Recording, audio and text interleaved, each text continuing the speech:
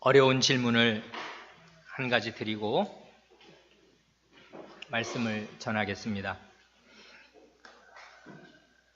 창세기를 37장부터 이렇게 37, 38, 39장 이렇게 쭉 읽어 나갈 때 왜 이 창세기의 저자는 그 37장에서 요셉의 형들이 요셉을 팔아먹어서 요셉이 애굽의 노예로 팔려가는 노예살이를 하는 이야기를 37장에서부터 시작하고 그걸 39장에서 쭉 이야기해 나가거든요. 그런데 그 요셉이 형들의 시기로 팔려서 노예 생활을 하다가 이렇게 되는 그 이야기를 쭉 해나가다가 갑자기 이 38장에서 요셉 이야기를 딱 중단하고 왜 유다의 이야기를 끼워 넣었을까요? 하는 것입니다. 어렵지요? 왜 그랬을까요? 하는 의문을 가지시고 생각하시면서 이 강서를 들으시면 도움이 될 것입니다. 지난 시간에는 창세기 35장의 전반부를 읽으면서 야곱의 죄와 회개에 대하여 6번째로 생각하였습니다. 야곱의 집안에 있는 죄가 어떻게 큰 위기, 곧 전 가족이 몰살당한 큰 위기를 가져왔는가 하는 것과 하나님께서는 어떻게 그 죄를 회개하도록 이끄시면서 그들이 초래한 그 위기를 어떤 방식으로 해결해 주시는가 하는가를 살펴보았습니다. 한마디로 하나님께서는 야곱에게 베델로 올라가서 하나님의 언약을 기억하는 참된 예배를 드리라고 명하십니다. 그게 해결의 출발점이었습니다. 그 말씀을 듣고 야곱은 자기 집안에 있는 모든 우상을 다 내어버리는, 상수리 나무 아래 땅속에 장사시켜버리는, 묻어버리는 그 참된 회개를 하면서 베델에 올라가서 언약의 하나님께 온 일가와 함께 참된 예배를 드렸습니다. 그럴 때 하나님께서는 그 회개와 예배를 받으시고 주권적인 능력으로 야곱 일가의 안전을 그 살벌한 가나안 족속들 가운데에서 지켜주시고 베델에서 언약을 재확인해 주셔서 그 언약의 말씀을 더욱 확실히 의지하고 살아갈 수 있게 하여 주셨습니다. 이렇게 해서 그 족장 야곱은 말이에요. 야곱 자신은 참된 회개를 통해서 점차로 새 사람, 새로 받은 이름이 이스라엘이니까 새 사람 이스라엘이 되어 갑니다. 이게 단계적으로 이루어지는데요. 사람은 기계가 아니니까요. 첫째로는 그 야복 강가의 브니엘에서 하나님과 그 씨름을 밤새도록 그 힘겨운 씨름을 할 때 자신의 저열한 됨됨이를 이실직고하고 회개하면서 이스라엘이라는 새 이름을 받아서 새로운 사람이 되기 시작하였다면은 그 다음 두 번째로는 방금 말씀드린 베델에서 그 먼저 세겜에서 온 집안의 우상을 척결하는 회개를 하고 바로 베델로 올라가서 참된 예배를 드렸을 때 다시금 이스라엘이라는 새 이름을 받아서 새 사람으로 살게 됩니다. 이게 야곱의 죄와 회개입니다.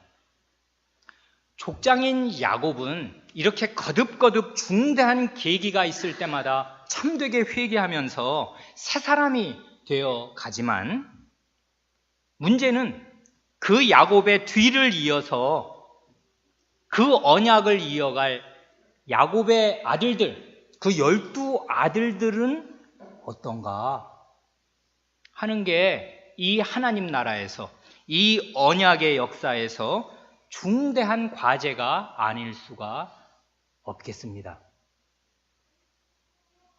한마디로 비극의 연속입니다. 입에 담지 못할 끔찍한 일들이 계속 일어납니다. 먼저 맏아들 르우벤은 서모, 자기 아버지의 첩이죠. 서모인 빌하와 간통을 합니다. 그게 창세기 우리가 읽은 35장 22절에 기록되어 있습니다. 이런 짓을 하면 이 르우벤은 자기 아비 야곱에게 무슨 짓을 한 것이며 함께 살아야 할, 언약 백성을 이루고 함께 살아야 할 자기 동생들, 그 빌하의 아들들인 단과 납달리에게 무슨 짓을 한 것입니까? 아니, 그것보다 1000배, 10,000배 훨씬 더 중요하게 하나님께 이 야곱 일가를 통해서 그 거룩하고 복된 하나님 나라를 이 땅에, 이 세상에 세우실 그 뜻을 품고 이 가정을 이끌어 오신 언약의 하나님께는 지금 무슨 짓을 한 것입니까? 이 죄악으로 말미암아 르우벤은 맏아들의 지위를 잃게 됩니다. 맏아들이 떨려났습니다. 그러면 맏아들의 지위가 둘째, 셋째에게로 이제 차례로 내려갈 텐데, 둘째와 셋째가 시므온과 레위 아닙니까? 이 두 사람은 그 앞 34장 그 디나 사건 때 살인과 약탈의 주동자가 되어서 그 죄악상이 너무나 현저하고 차라리 하나님을 안 믿는 이방인보다도 못함으로 맏아들의 지위를 물려받을 자격을 상실합니다. 제 발로 걷어찬 것이에요. 나중에 보면 이 창세기 46장 10절에 보면 이 둘째 시므온은 가나안 여자와 결혼하기도 합니다. 첫째, 둘째, 셋째가 내리 이 지경이 되었습니다. 그 다음 몇째지요? 넷째입니다. 유다라고요. 그게 오늘 여기 읽은 이 38장에 나오는 얘기라고요. 넷째는 유다인데 쭉 38장을 읽어보면 아시지만 이 사람은 가나안 여자와 결혼하지를 않나, 창녀, 매춘부를 찾아다니지를 않나, 도무지 언약 백성답게 가정 생활을 하지를 못합니다. 그래, 이 사람도 결격입니다. 이렇게 따지니 야곱의 모든 아들들이, 그리고 37장에 가서는 동생을 팔아먹거든요. 그러고도 무슨 언약 백성이며, 그러고도 어떻게 아버지 얼굴을 뵈며 아버지의 아들이겠습니까?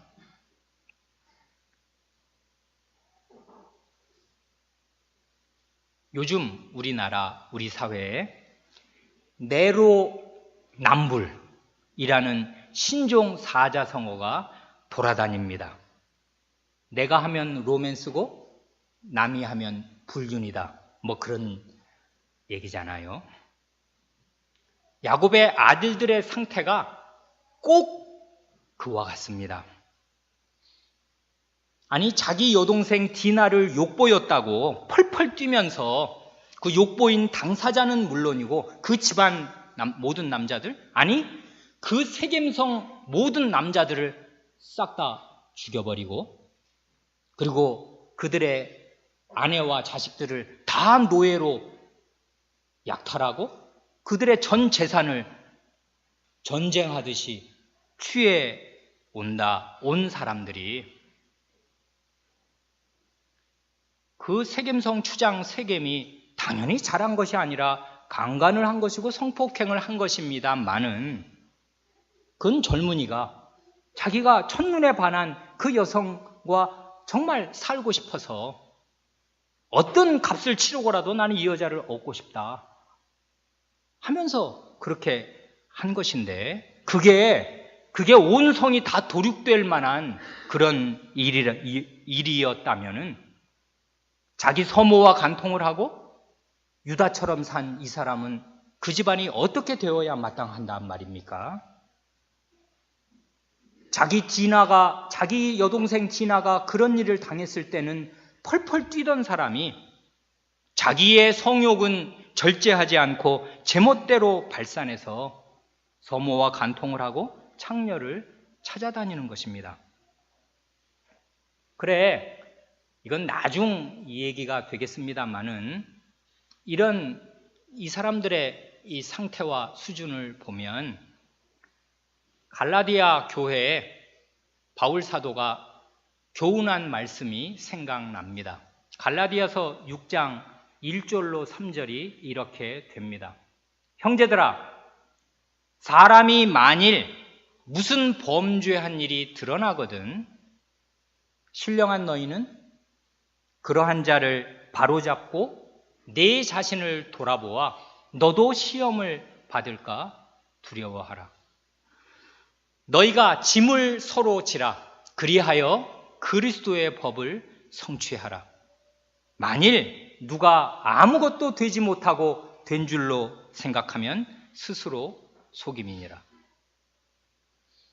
이건 지금 갈라디아 교회를 두고서 하시는 말씀인데요.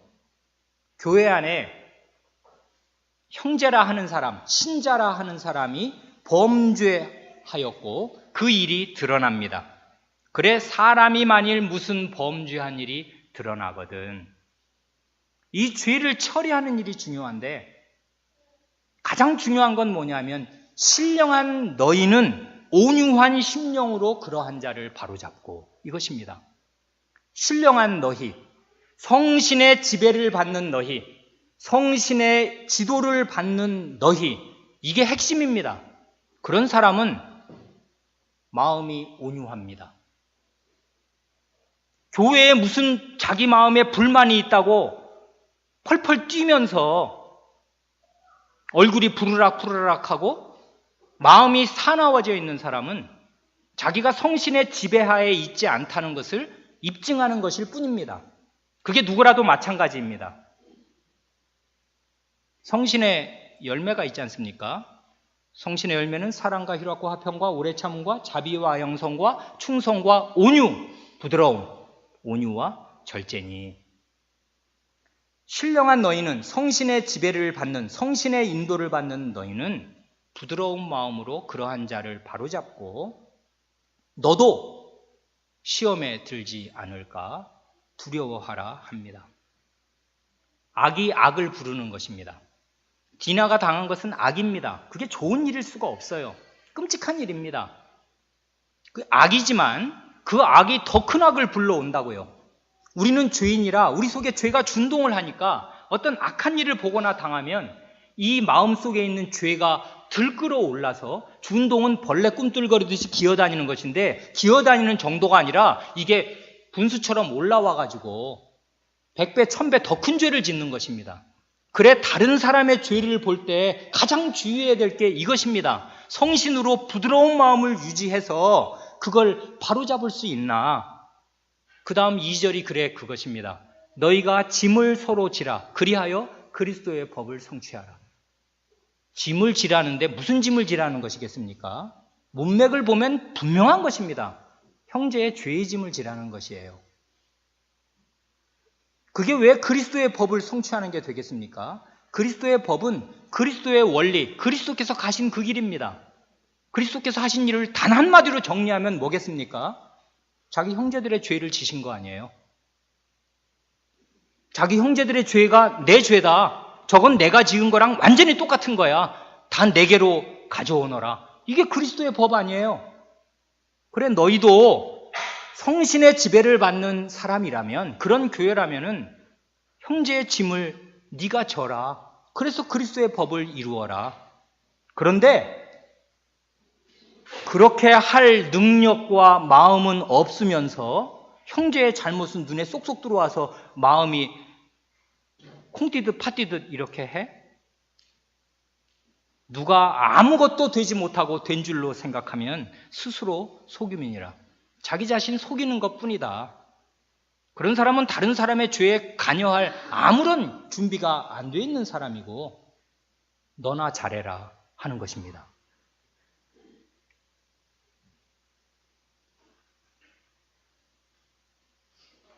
그런데요, 이 야곱의 집안에서 형제의 죄의 짐을 자기가 지고 고통을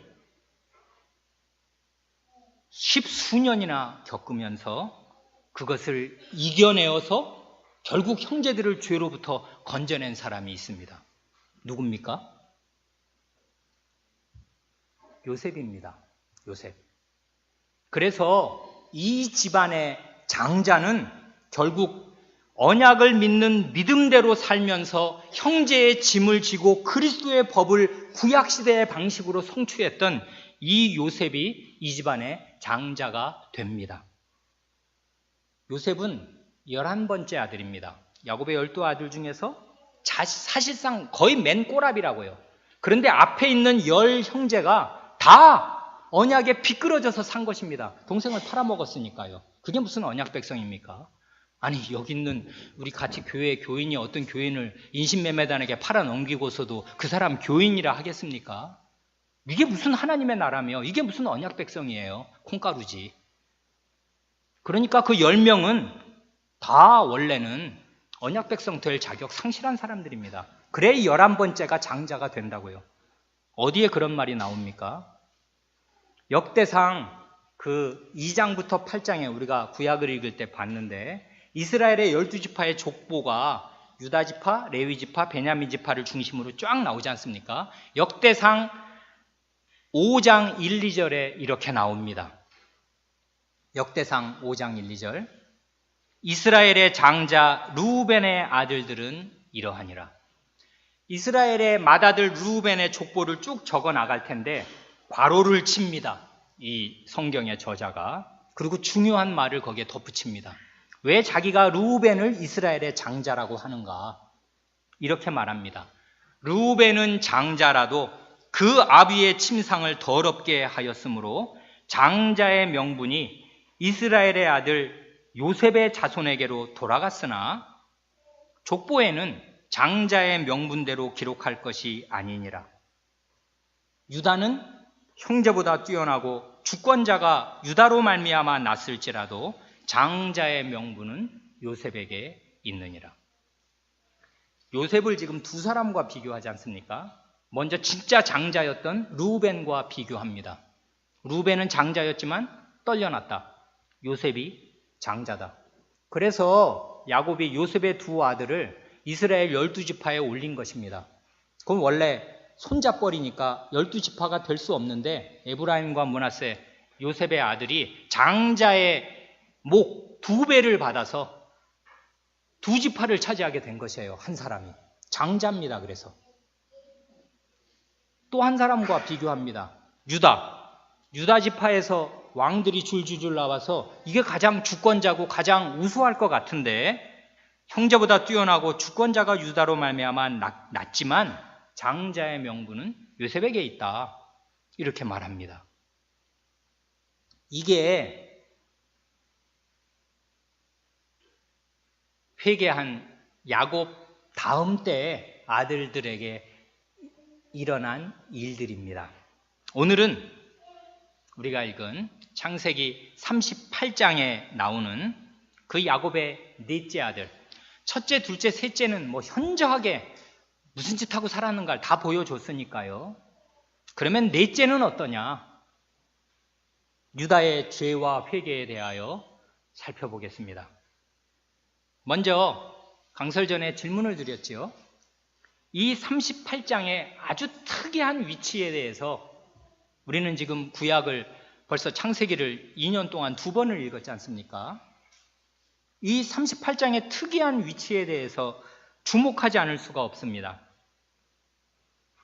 우리가 읽은 35장은 베들에서의 언약을 얘기하고요. 그 다음 36장은 에서의 족보를 기록합니다. 에서 곧 에돔의 대략은 이러하니라. 그게 대략이라는 말이 족보, 톨레도, 족보라는 뜻입니다. 계보는 이렇다. 그 다음에 37장으로 가면 2절에서 야곱의 족보를 시작합니다. 야곱의 약전이 이러하니라. 야곱의 톨레도, 야곱의 족보, 계보는 이렇다 하면서 이제 그 요셉 팔아먹은 이야기를 합니다. 창세기는 그 족보를 기록한 족보책인데요. 말하자면. 그런데 덜 중요하고 언약 바깥에 있는 사람의 족보부터 기록해서 더 중요한 사람의 족보를 나중에 이렇게 말하자면 이게 이렇게 초점이 모아지는 방식으로 기록하니까 야곱의 두 아들 중에 에서의 족보를 먼저 기록하고 36장, 그 다음에 37장에 야곱의 족보를 기록해 내려갈 때 이 끔찍한 요셉의 10형들이 자기 동생을 시기해서 그 동생을 팔아먹는 그런 이야기를 합니다. 그래, 37장 맨 마지막에 보면 그 이야기가 이렇습니다. 37장 맨 마지막하고요, 한 장을 넘겨서 39장 맨 첫 절을 읽으면 완벽하게 연결됩니다. 하나의 이야기로. 어떻게 해요? 이렇게 연결됩니다. 37장 맨 마지막 36절이죠. 미디안 사람이 애굽에서 바로의 신하 시위대장 보디발에게 요셉을 팔았더라. 보디발에게 팔았으니 이제 보디발이 사야 되겠죠? 그 사는 얘기가 39장 1절에 나옵니다. 요셉이 이끌려 애굽에 내려가매 바로의 신하 시위대장 애굽 사람 보디발이 그를 그리로 데려간 이스마엘 사람의 손에서 그를 사니라. 이게 완전히 하나의 이야기라고요. 37장 맨 마지막과 39장을 딱 붙이면 그냥, 그리고 이 동생 팔아먹어서 이 요셉이 이제 애굽에 갔으니 어떻게 될까? 우리는 되게 궁금하거든요. 근데 갑자기 이야기가 쫙 끊어집니다. 뭐 칼로 진짜 두부를 자르듯이 가운데가 쫙 갈라져요. 그리고 이 유다 얘기가 들어갑니다. 왜요? 왜 그렇게? 창세기 기자는 왜 그런 것입니까? 왜 이 유다 이야기를 넣은 것입니까? 여러 가지 이유를 말씀드릴 수 있겠습니다. 그 중에서 오늘은 한 가지, 창세기 37장에서 야곱의 약전이, 야곱의 그 계보, 언약이 지금 어디로 흘러가야 되냐? 이 12아들들한테로 흘러가야 되는데 그 12아들들 중에서 10아들의 상태가 어떤지를 지금 보여줬지 않습니까? 그리고 제대로 된 믿음을 가진 거의 유일한 아들, 이 아들이 이제 팔려 가는데 그 자기 동생을 팔아먹은 그 10형들의 대표로서 이 유다가 어떻게 사느냐 하는 걸 보여주고, 이 사람이 행한 짓거리들과 그 다음 장 39장에서 애굽에 팔려간 요셉이 어떻게 언약의 믿음대로 사는가를 완전히 흑백 대비로 보여주는 것입니다. 언약을 믿는 믿음으로 사는 요셉과 믿음을 떠나서 사는 유다를 너무나 선명하게, 이걸 그냥 읽으면 잊을 수가 없도록 보여줍니다. 그래, 형제의 짐을 어떻게 지는 것인가? 언약 백성이라는 명분과 할례가 있어도 정신없는 사람들은 무슨 짓을 하고 어떻게 사는가를 하나님 백성이 이렇게도 산다, 이런 사람도 있는데 그게 대부분의 형제들이 다 이렇게 사는 것입니다. 10명, 12명 중에 10명이.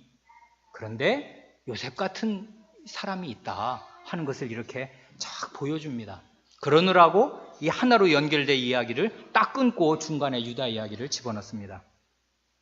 그러니 유다 이야기를 보겠습니다. 38장 1절입니다. 그 후에 유다가, 그 후란 언제입니까? 동생 팔아먹고요. 동생 팔아먹고 얘가 짐승에 찢겨 죽은 것 같다고 아버지한테 거짓말한 그 뒤입니다. 그 뒤에 유다가 자기 형제에게서 내려가서 아둘람 사람 히라에게로 나아가니라. 자기 형제로부터 내려갑니다. 여기부터가 문제입니다. 언약 백성인 자기 형제들을 떠나서 이 아둘람 사람, 이건 가나안 사람이거든요. 가나안 사람, 안 믿는 친구와 가까이 지냅니다. 나중에 보면요, 이 아둘람 사람 히람은 아마도 이 유다의 술친구이기도 하고요. 거기 12절에 보면 그렇습니다. 양털 깎을 때 자기 친구와 함께 갑니다. 이 사람이 3번이나 나와요. 여기 1절에 나오고요, 12절에 나옵니다.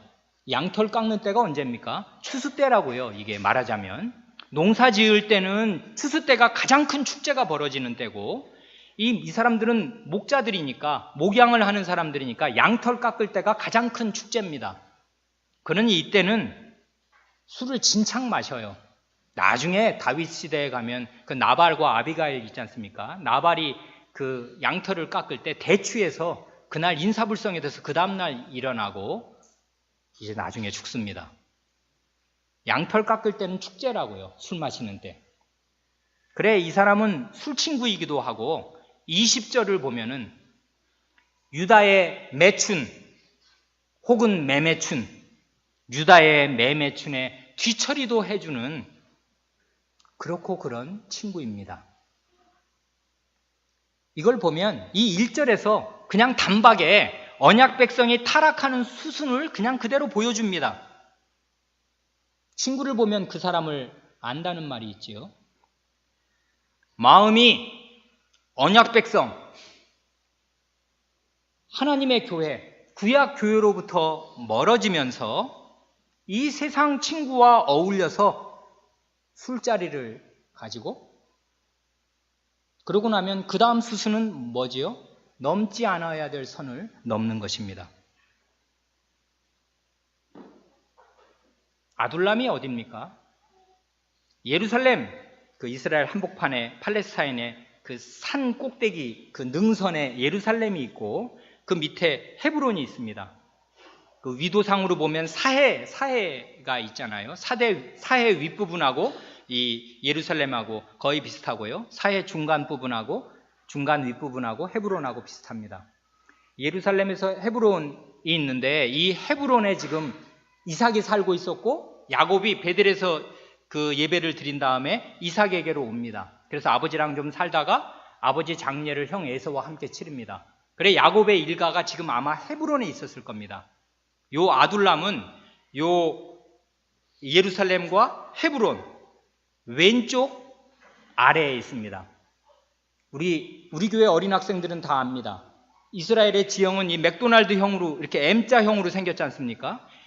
여기 맨 밑에 지중해가 왼쪽에 있고, 이렇게 산을 올라가서 능선이 쭉 있고 다시 내려와서 요단강과 사해가 흐르는데, 요 맥도날드의 첫 번째 M의 요 꼭대기에 이르는 그 능선에 여기 예루살렘과 헤브론이 있고, 아둘람은 요 사이에 왼쪽에 있으니까 내려가서 구릉 지역입니다. 거기가 블레셋과, 나중에 보면 블레셋과 이 유다가 만나는 접경지대에 거기 보면 낮은 이렇게 구릉들이 쭉 있어요. 목축하기 아주 좋은. 이 예루살렘은 산꼭대기라 물도 잘 안 나오고 목축하기가 대단히 어렵습니다. 농사는 못 짓고요, 거의. 그런데 여기 그 밑에 서쪽에 구릉지대는 이게 풀도 많이 나고 농사짓기, 그 말하자면 목양을 하기 좋단 말이에요. 그래, 이 창세기 기자는 한마디도 허투루 쓰지 않습니다. 형제로부터 떠나서 헤브론 꼭대기에서 이 아둘람으로 내려가는 것입니다. 이제 큰일이 벌어집니다. 38장 2절입니다. 유다가 거기서 가나안 사람 수아라 하는 자의, 그러니까 이게 밧수아라고요. 밧세바, 밧수아. 바트가 딸이란 뜻이니까요. 밧수화입니다. 수화라 하는 자의 딸을 보고 그를 취하여 동침하니. 무슨 큰일이 벌어집니까? 수순이 있는데 가나안 사람을 친구로 사귀더니 이제는 한 걸음 더 나아가서 가나안 여자와 결혼하여 아들을 줄줄이 셋을 낳게 됩니다. 빼도 박도 못하게 된 것입니다. 이제 언약 백성이 지독한 우상 숭배자들인 이 가나안 사람과 결혼해서는 절대로 안 된다는 게, 이걸 잊을 수 없이 아브라함 증조 할아버지, 이삭 할아버지, 야곱 자기 아버지 대대로 확립된 이게 사실입니다. 이걸 모르면 언약 백성 아니에요. 아브라함 때에도 절대로 이 가나안 사람들하고 혼인 안 시키게 해라, 맹세해라 해서 아브라함이 노년에 가장 주안점을 둔 게 자기 아들 이삭의 혼인 아니었습니까? 그래 저기 멀리 하란에 가서 리브가 이삭의 아들 며느리를 데려왔습니다. 이삭 자신이 이 자식의 결혼 문제로 골머리를 썩은 사람 아닙니까? 두 아들이 있었는데 에서가 이 혼인을 잘못하면서 믿음이 없다는 것, 언약 백성 될 자격이 없다는 걸 스스로 입증하면서 떨어져 나간 사람 아니에요? 그래 그 꼬라지를 본 이 리브가가 나 진짜 살맛이 안 난다. 그럴 만큼. 그 에서가 누구냐 하면 유다의 큰아버지란 말이에요. 에서랑 얼마 전에 같이 장례 치렀어요. 할아버지 그 장례를. 에서가 어떻게 이 언약 백성에서부터 떨어져 나가는가를 언약 백성들은 모르면 안 됩니다. 그리고 자기 아버지 야곱이 아버지의 신신당부를 듣고 너는 저쪽 거기 가서 결혼해. 믿는 사람하고 결혼해라. 그래서 자기 어머니 이렇게 구해온 거 아니에요. 어떻게 이걸 모를 수가 있습니까? 그런데 이 사람 모릅니다. 몰라요. 유다가 자기 아버지 야곱의 가르침을 잘 받았든지 아니면 자기 아버지께 이 혼인에 대해서 상의했으면 참 좋았을 텐데 이 사람 이제 머리가 다 큰 것입니다. 성인이라고요. 아버지도 마음대로 못해요. 자기 마음대로 하는 것입니다. 언약 백성이라는데. 그래 여기 보면 이 창세기 기자가 중요한 두 단어를 씁니다. 이 결혼에서 딸을 보고 그를 취하여. 보고 취하는 것. 이 두 가지가 죄 짓는 것의 아주 대표적인 이 단어들입니다. 눈이 문제라고요. 보는 거. 안목의 정욕, 눈의 정욕이 문제라고요. 이 사람이 장님이었으면 이런 죄를 안 짓습니다. 본다고요. 이뻐요. 마음이 동합니다. 그래? 취합니다. 그래서 유다는 언약을 어긴 자기 할머니 하와의 길로 가고 노아 시대의 대홍수를 가져온 홍수 이전 시대, 직전 시대의 그 하나님 백성들의 멸망하는 길로 갑니다. 왜요? 요 보고 취하다는 그 단어가 이런 중대한 일에 똑같이 나옵니다. 어디서요? 어떻게요? 창세기 3장 6절을 보면은 여자가 하와잖아요. 창세기 3장이니까 하와가 그 나무를 본즉 보고 그 다음에 보니까 먹음직도 하고 보암직도 하고 지혜롭게 할 만큼 탐스럽기도 한 나무인지라 여자가 그 실과를 따 먹고 할 때 그 따다는 말이 취한다는 말입니다. 라카 똑같아요. 여기 보고 취한다. 보고서 욕심이 생겼습니다. 육신의 정욕, 안목의 정욕, 이생의 자랑이 마음에 준동, 용솟음 쳤습니다. 그래서 그걸 취한다고요. 보고 취했습니다. 이게 하와의 타락의 수순이었는데 6장 2절로 가면 하나님의 아들들이 사람의 딸들의 아름다움을 보고 자기들의 좋아하는 모든 자로 아내를 삼는지를 할 때 삼는다는 말이 취한다 그 말입니다. 여기 있는 단어랑 똑같다고요. 보고 취하는 것입니다. 창세기 기자는 이런 말들로 유다의 행위가 지금 어느 계보상에 있는 것인가, 언약 백성이 언약을 발로 뭉개고 언약을 정면으로 배반하는 길로 어떻게 가는가 하는 것을 똑같은 단어로 보고 취하고 보고 취하고 보고 취하고. 그래, 나중 말씀이지만 요한일서 2장 15, 17절의 말씀이 생각납니다. 이 세상이나 세상에 있는 것들을 사랑치 말라. 누구든지 세상을 사랑하면 아버지의 사랑이 그 속에 있지 아니하니 이는 세상에 있는 모든 것이 육신의 정욕과 안목의 정욕과 이생의 자랑이니 다 아버지께로 쫓아온 것이 아니요 세상으로 쫓아온 것이라. 이 세상도 그 정욕도 지나가되 오직 하나님의 뜻을 행하는 자는 영원히 거하느니라. 아멘. 이 세상에 있는 것 전부가 육신의 정욕, 안목의 정욕, 이생의 자랑입니다. 이걸 보고 취하면 그게 아버지의 사랑을 스스로 배척하고 언약을 떠나는 것이 되는 것입니다. 이게 결혼에서 아주 현저하게 나타난다고요. 장님이면 이런 결혼 하겠냐고요. 보고 취하는 것입니다. 언약 백성이 이렇게 언약을 배반한 결과는 아주 참혹했습니다. 어떻게 해요? 세 아들을 잇따라 낳았는데 안 믿는 여자와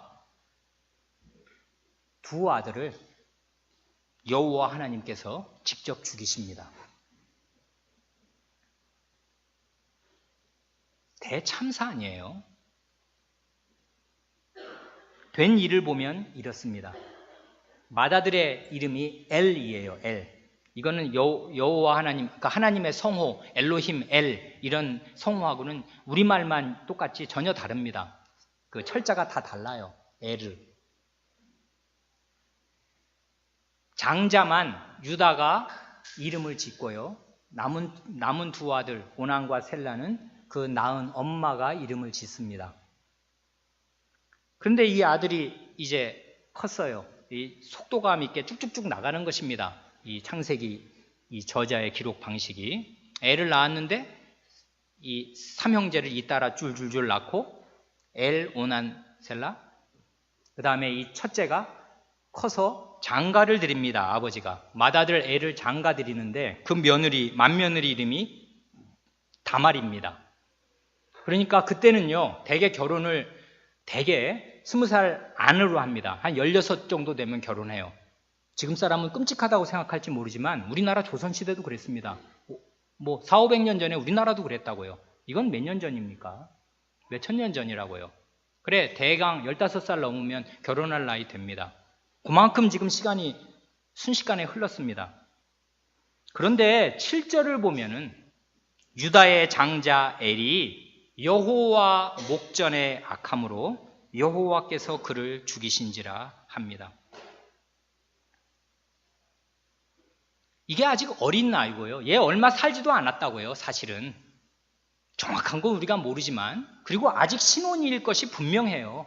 그 뒤에 된 일을 보면 그랬습니다. 예, 어린 나이에, 요즘 같으면 어린 나이에 뭐 고등학생 정도 돼가지고 결혼했고요. 아직 신혼입니다. 애를 낳기 전이에요. 그런데 말하자면 여호와 하나님으로부터 사형을 당한 것입니다. 죽은 이유는 밝히지 않습니다.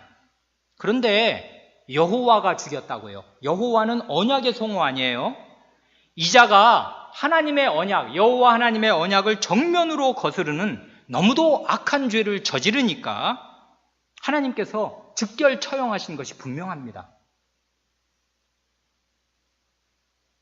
이러면 회개해야 될 사람 누구예요? 죽은 자는 말이 없고 누가 회개해야 되는 것입니까? 유다가 둘째 아들에게 말합니다. 그게 8절에 나오지 않습니까? 내 형수에게로 들어가서 남편의 아우의 본분을 행하여 내 형을 위하여 씨가 있게 하라. 이거 성경 처음 읽으신 분들은 이게 뭔 말이야? 이러실 테지만 교우분들은 되게 아실 것입니다. 이른바 수혼법, 형수할 때 숫자에 결혼할 혼자를 써서 형수와 결혼하는 법, 혹은 형사 취수제, 형이 죽으면 취수, 형수를 취하는 그런 제도지 않습니까? 형이 결혼을 했는데 아들이 없이 죽으면은요, 장가 안 간 동생이 형수와 결혼하는 것입니다. 형수에게 장가를 들어요. 그래서 이제 아들을 낳으면 첫 아들은 그 아이를 형의 아들로 세웁니다. 형의 집안을 이어가게. 그리고 둘째 아들부터 낳으면 그게 이제 그 동생 아들의 자식이 되는 겁니다. 이게 수혼법이에요. 이게 고대 사회에, 그 고대 근동에 다 있던 관습인데요.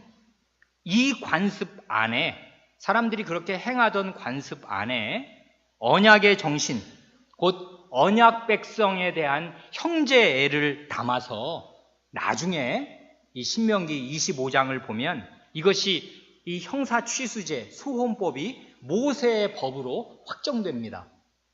그래, 그 신명기 25장 5, 6절을 읽으면 이렇습니다. 그냥 한번 들어보십시오. 이건 나중 일입니다. 모세 때, 몇백 년 뒤에.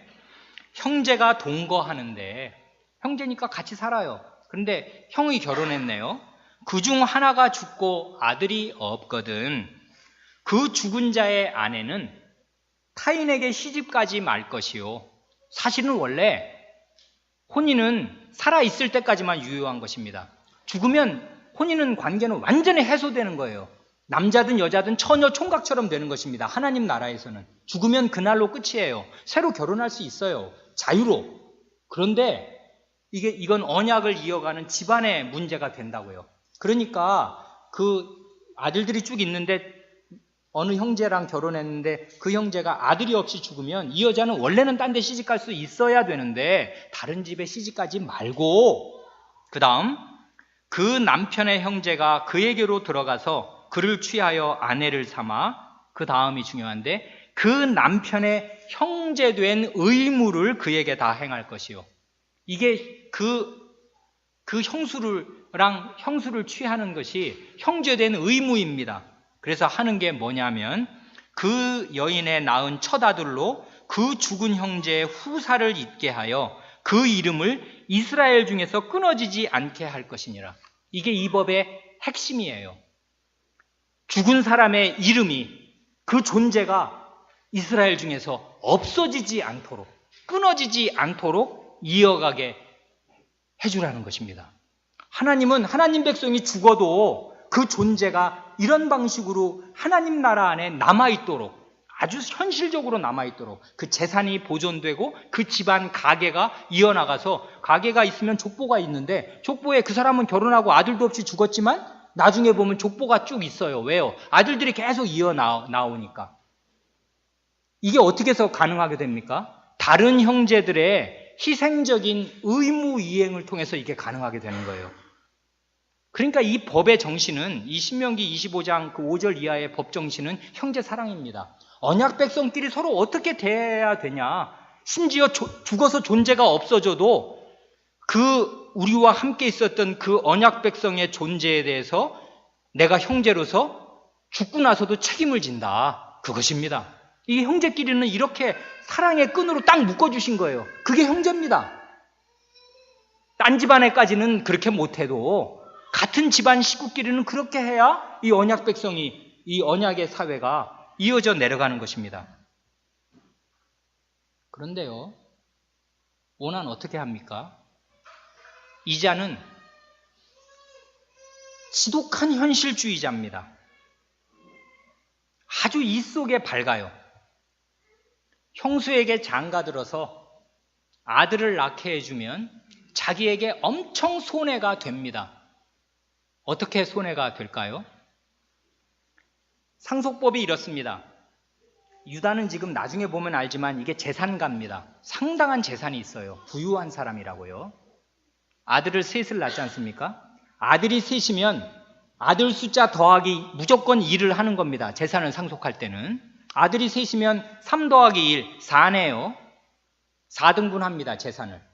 재산이 100이라면 4등분을 해요. 그래, 25, 25, 25, 25 나눌 거 아니에요? 장자에게는 2 몫을 줍니다. 그러니까 25 더하기 25. 장자의 몫은 유다의 재산 전체 100 중에 50입니다. 나머지 2 아들이 있잖아요. 나머지 2 아들은 25, 25씩 나눠 가는 것입니다. 그러니까 원래 형이 살아 있었으면은 이 오난은 자기 아버지한테 받을 몫이 25입니다. 그런데 형이 죽었어요. 아들이 몇 남았나요? 2 남았습니다. 그러면 재산 어떻게 분배해야 되나요? 2 더하기 1을 합니다. 세 등분으로 나눠야 되겠죠? 그래, 33, 33.3 이렇게 세 등분씩 나눕니다. 그러면 누가 이제 장자입니까? 오난 내가 장자라고요. 이제는 형이 죽었으니까. 그러면 나한테 올 몫이 얼마입니까? 67%. 66이 이제 나한테 떨어져 온다고요. 가만히만 있으면. 그런데 내가 형수를 취해서 아들을 낳아주면 그 아들은 사실은 넷인데 얘는 형의 아들이 되는 거예요. 그래서 형의 재산, 장자의 몫을 얘가 물려받아요. 나는 가만히만 있으면 67이 나한테 떨어지는데 내가 형수를 취해서 아들을 낳아주면 그 아들 낳으면 애가 저절로 큽니까? 먹여주고 키워주고 다 해야 될 거 아니에요. 뒷바라지 내가 다 하는데 얘가 내 재산을 가지고 가서 나는 67의 재산이 25로 줄어들어요. 그 짓을 내가 왜 하겠냐 이거예요 지금. 굉장히 이 사람 입속이 밝은 현실주의자인 것입니다. 머리 잘 돌아가는 것이에요. 그래서 형수와 잠자리를 가질 때마다 일부러 아기씨를 여기 원문 그대로 보면 땅바닥에 쏟아버립니다. 이게 한두 번이 아니에요. 이게 계속되는 것입니다. 원문을 보면 그래요. 할 때마다 그런 것입니다. 이 사람이. 이게 한 번 어떻게 실수해서 이렇게 된 게 아니에요. 고의로 이 사람 계속 그러는 것입니다. 언약에 대한 책임감이 전혀 없고 언약 안에 있는 형제를 위하는 마음, 형제 사랑이 전혀 없습니다. 그래 하나님께서 여호와 그 일이 여호와 목전에 악함으로 여호와께서 그도 죽이십니다. 하나님께 직접 사형을 받을 이런 악한 마음, 이런 무신, 믿음이 없는 거 이거 어디서 온 겁니까? 어디서 왔어요? 이 마음. 이 죽은 두 번째 아들 오난의 아비는 누구며 그 애미는 누굽니까? 그 아버지는 유다입니다. 뭐한 사람입니까? 동생을 죽이려고 구덩이에 집어넣고 나서 얘는 살려달라고 울고 있는데 그 구덩이 옆에서 밥 먹는 사람입니다. 37장을 보면 그래요. 구덩이에 동생을 가둬놓고 형제들이 음식을 먹어요. 그게 목에 넘어가는 사람들입니다. 그리고 유다가 야 우리 손에 피 묻힐 거 뭐 있냐, 얘 죽여봐야 우리한테 뭐가 남냐, 차라리 팔아버리자 이 자식 이거. 그래서 상인들한테, 남의 나라로 가는 상인들한테 동생을 팔아먹은 사람입니다. 이 사람이 유다가. 오난의 어미는 누굽니까? 가나안 여자입니다. 하나님의 언약이라고는 아예 씨알도 모르고 알 수가 없고 관심도 없는 여자입니다. 그러니 오난이 뭘 배우고 뭘 어떻게 형제 사랑과 언약을 이어간다는 책임감을 어떻게 갖겠습니까? 그래, 이 속에는 밝고 형제 사랑은 없고 그 동네 사람들만도 못한 것이에요. 그 당시 사람들은 이러고 산 것입니다. 이렇게 형사 취수제를 하면서 산 것이에요. 근데 이건 언약 백성이 되었는데 지가 좋건 싫건 간에 언약의 백성이 되어서 언약 안으로 들어와 있는데 이렇게 사는 것입니다. 유다와 그 자식들이. 그래 셋 중에 둘이 죽어나갑니다. 그래 7절 10절이 똑같지 않습니까? 말이 여호와 목전에 악함으로 여호와께서 죽이셨다. 이 38장을 잘 읽으면 여호와 하나님께서 직접 하시는 말씀은 안 나옵니다. 이런 자들에겐 말씀을 안 주셔요. 이미 주신 말씀 다 주셨거든요. 여호와의 입의 말씀은 안 나오고 여호와의 눈과 여호와의 심판 행위만 나옵니다. 하나님이 빤히 쳐다보십니다. 이 집구석을 어떻게 하는가 다 보십니다. 이들이 하는 짓들을 다 보셔요. 왜요? 언약 백성이거든요. 이게 유다도 그렇고, 유다가 결혼하는 거, 지 친구를 만나려 내려가는 거, 뻘짓하는 거 다 보십니다. 유다의 아들들, 얘가 태어나서부터 하는 짓거리들을 다 보시고 선을 넘을 때는 직결 처형하십니다. 둘을 다 하나님께서 직접 자기 손으로 처형하신다고요. 이렇게 유다 집안의 죄는 점점 더 깊어만 갑니다. 유다는 동생을 팔아먹고 아버지를 속이고 가나안 여자와 결혼하고 세 아들 가운데 두 아들은 죄악을 저질러서 하나님께 처형을 당하고, 이러니 이걸 어떻게 하면 좋습니까? 이 집구석, 이 집안을 무슨 수로 이게 돌이킬 수가, 누가 무슨 힘으로 이 집안을 돌이켜서 언약 백성답게 살게 하겠습니까? 그러니 유다는 회개하지 않을 수 없는 상태였습니다. 세 아들 중에 두 아들이 죽어나갔으면 이제 정말 이 사람이 석고대죄 해야 될 거 아니에요? 옷을 찢고 가슴을 찢고, 하나님 잘못했습니다. 제가 지금 무슨 짓을 한 겁니까? 제가 지금 어떻게 살고 있는 것입니까? 이거 왜 이랬습니까? 그걸 회개해야 될 거 아니에요? 회개는 아무나 합니까? 하나님 말씀이 있어야 회개를 할 수 있어요. 이 사람이 회개를 못합니다. 거기 11절 보면 이렇습니다. 이게 하나님 말씀 희미하게 알고 있는 사람이 하는 짓이 이런 것입니다. 11절, 유다가 그 며느리 다멜에게 이르되 수절하고 내 아비 집에 있어서 내 아들 셀라가 장성하기를 기다리라 하니 셀라도 그 형들같이 죽을까 염려함이라. 유다는 자기의 두 아들이 죽었는데, 끔찍하죠. 얘네들이 젊은 나이에 죽은 거라고요. 지금 20살도 아마 안 돼서 18, 17 요런 아들들이, 두 아들이 연달아 지금 아마 1, 2년도 안 돼서 죽어나갔습니다. 그랬는데 걔네들이 왜 죽었는지 이유를 모릅니다. 그들이 죽은 건 죄 때문이에요. 하나님 백성의 그 하나님 말씀이 마음에 들어있으면 이 불행이 일어났을 때 원인을 딱 알아야 돼요. 이건 그들이 악함으로 죽인 거잖아요. 하나님 백성인데, 그리고 아버지가 그걸 모르면 이 집안에서 그걸 판정해 줄 사람이 누구란 말이에요? 엄마가? 본인이? 본인은 죽었잖아요. 이게 왜 죽었는가를 알아야 되는데 모릅니다. 죄가 뭔지를 모르니까 회개할 길이 없어요. 이 사람은 죄가 뭔지를, 왜 죽었는지, 이게 죄 때문에 죽었다는 걸 알아야 회개를 할 거 아니에요. 회개 못합니다.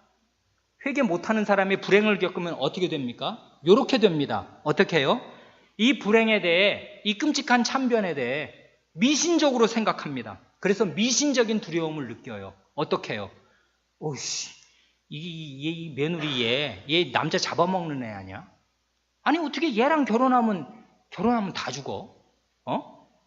아니 큰아들도 얘랑 결혼해서 좀 이따 죽더니, 아니 이 법대로 둘째를 이제 그 남편으로 붙여줬더니 둘째도 또 죽네. 아니 그럼 셋째 또 조금 기다렸다가 이 며느리한테 주면 얘도 잘못하면 또 죽을 거 아니야. 미신적으로 생각하고 책임을 지금 누구한테 은연중에 돌리는 것입니까? 원인은 자기도 정확히 몰라요. 왜 죽었는지. 그런데 나타난 현상을 보면 이 며느리와 함께 살던 두 아들은 죽어나갔어요. 그러니까 셋째 아들 주기를 겁내는 것입니다.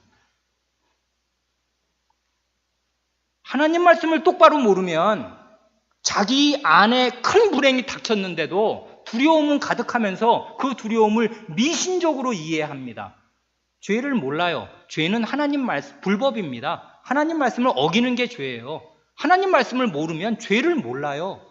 그러니 죄가 뭔지를 모르니까 불행은 당했고 이거 어떻게 해결할 길은 없고 미신적으로 생각해서 이 아들이 다 자랐는데 이제 결혼할 때가 됐다고요. 이제는 그만큼 나이 됐으면 이제 이 형수한테 주어서 얼른 집안을 잇게 해야 되는데 잘못하면 또 죽게 생겼다고요. 자기 생각에는 안 줍니다. 그래서 나중에 이 집구석에 이제까지 한 일보다 가장 부끄러운 일이 또 벌어지는 것입니다. 왜요?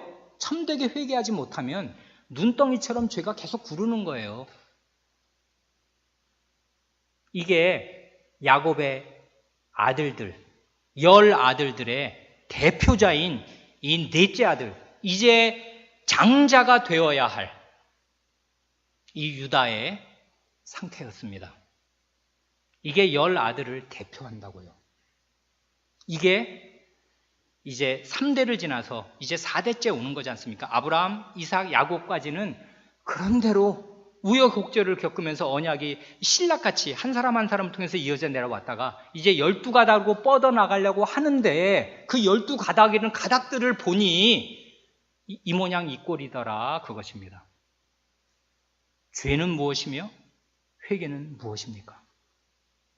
우리의 생각이 깊어집니다. 언약 백성이라고 이 백성 안에 이런 죄가 없는 게 아니에요. 똑같습니다. 인간은 훨씬 더 나빠요. 시대가 가면 그 마음이 훨씬 더 악해진다고요. 그래서 똑같은 일을 똑같이 확대 재생산하면서 언약에서 떨어져 나갑니다. 회개해야 되는데 회개하려면 죄를 알아야 하고 죄를 알려면 하나님 말씀을 알아야 해요. 이 사람 유다가 어떻게 회개하게 되는지, 어떻게 이 사람이 그래 12 그 족장 중에 한 족장이 되어서 이 하나님 나라를 이어갈 사람이 어떻게 되는지, 이게 지금 불가능해 보이죠 지금. 그런데 하나님께서 어떻게 하시는지 계속해서 살펴보겠습니다. 기도하겠습니다.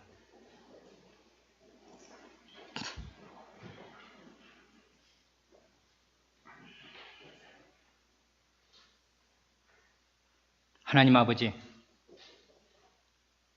하나님께서 홍수로 멸망시키신 이 세상이 이제 똑같이 홍수 이전과 똑같이 되는 것을 바벨탑에서 확인하시고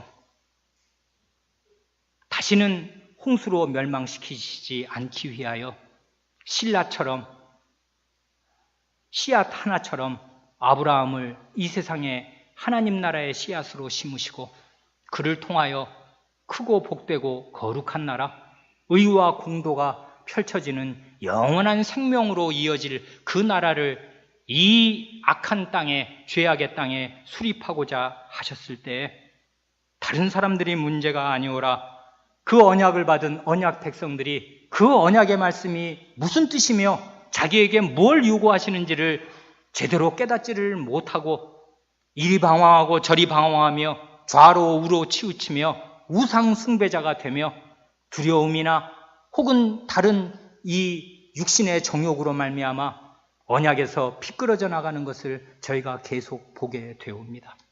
하나님께서 이것을 하나님 말씀에 기록하여 두심은 이것을 알라 하심이오며 오늘날 그리스도의 지체가 되고 성신의 전이 되며 하나님의 백성이 된 사람들이 어떻게 살아야 할 줄을 이것을 통하여 교훈하여 주심인 줄을 믿사오니 저희의 눈을 여시고 저희의 마음을 여셔서 구약 백성들의 전철을 밟지 않게 하시고 그러기 위하여 어떻게 살아야 할 줄을 주의하여 깨달을 수 있게 하여 주시옵소서.